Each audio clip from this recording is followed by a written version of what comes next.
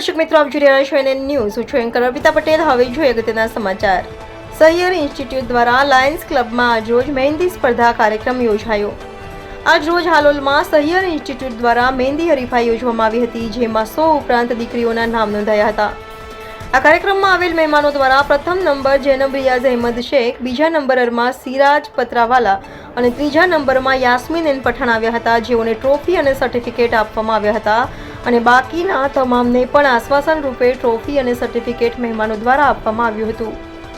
સમગ્ર કાર્યક્રમ હાલોલના સહિયર ઇન્સ્ટિટ્યૂટના મસરત રિયાઝ ખત્રી રામેશ્વરવાળા દ્વારા મોટી સંખ્યામાં હાલોલની મુસ્લિમ દીકરીઓને ભાગીદાર કરવામાં સફળ રૂપ સાબિત થયા હતા. રિપોર્ટર સોહેલભાઈ ઘાંચી, NN ન્યૂઝ, વડોદરા. દર્શક મિત્રો, NN ન્યૂઝને લાઇક, શેર, સબસ્ક્રાઇબ કરો, બેલ આઇકન પ્રેસ કરો, જેથી આપને નોટિફિકેશન્સ મળતી રહે.